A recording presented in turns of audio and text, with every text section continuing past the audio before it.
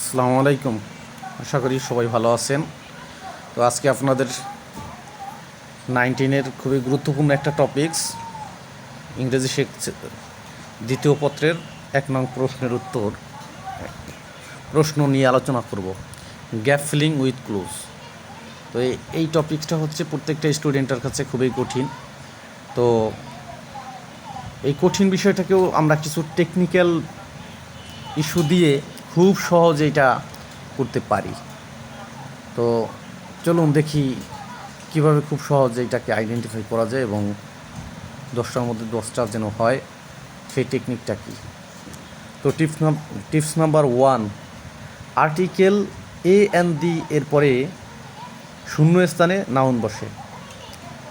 তো আমরা জানি এ অ্যান্ড দিকে আর্টিকেল বলে। এই আর্টিকেলের পরে যদি একটা ওয়ার্ড থাকে এবং সেই ওয়ার্ড যদি ওই স্থানে যদি শূন্য স্থান থাকে তাইলে সেইখানে নাউন হবে।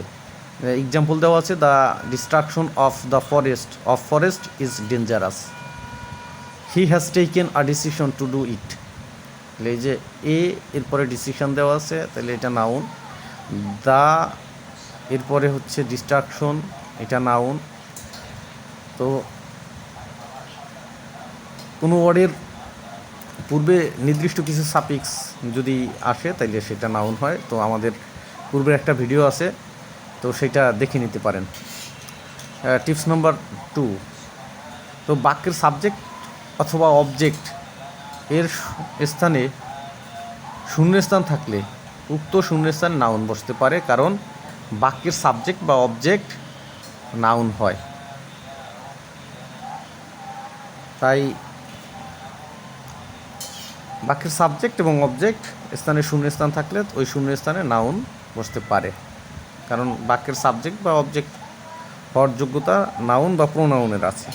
তো example, walking is a good exercise, we gained independence in 1971। তো ওই যে ওয়াকিং, এটা হচ্ছে এই সেন্টেন্সের সাবজেক্ট, তাই এটা হচ্ছে noun.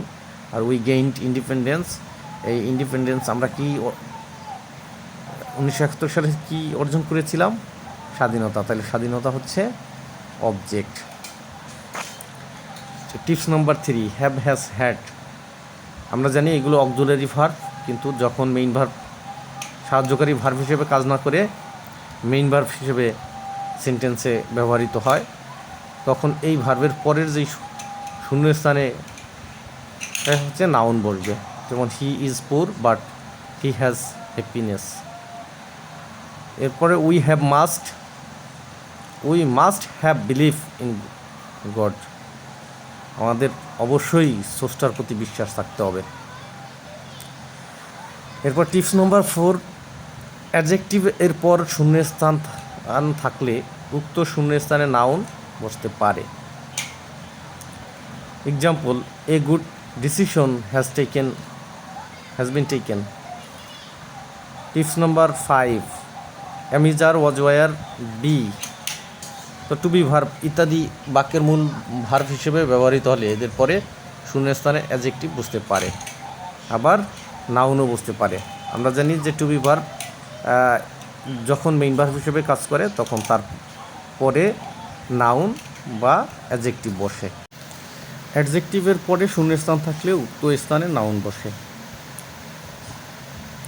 R am is are was were B ইত্যাদির যদি বাক্যে মূল ভার্ব হিসেবে ব্যবহৃত হয় তাহলে এদের পরে যে শূন্যস্থান থাকে সেখানে অ্যাডজেক্টিভ অথবা নাউন বসতে পারে।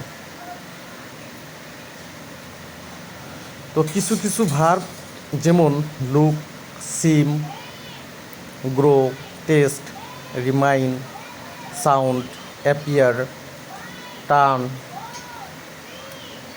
বিকাম, কিপ ইত্যাদি এদের পর শূন্যস্থান থাকলে উক্ত শূন্যস্থানে সাধারণত অ্যাডজেক্টিভ বসতে পারে। Example, the baby looks beautiful. এই যে লুকস থাকার কারণে পরে বিউটিফুল বসেছে।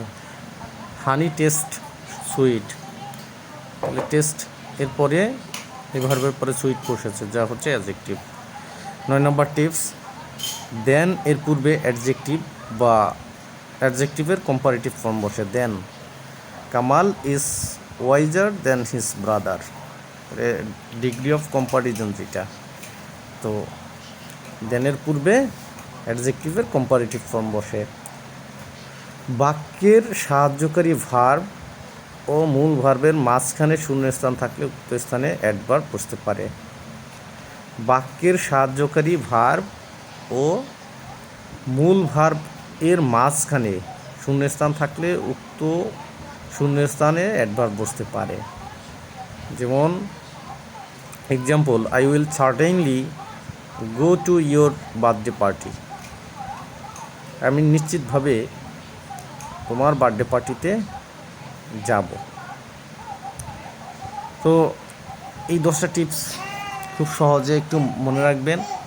নেক্সট বাকিগুলো নিয়ে আলোচনা করব। ক্লাসটি কেমন লেগেছে আপনারা মতামত কমেন্টে জানাবেন, এবং ভালো লাগলে লাইক, শেয়ার, কমেন্ট দিয়ে বন্ধুদেরকে একটু দেখার সুযোগ করে দেবেন। আল্লাহ হাফেজ।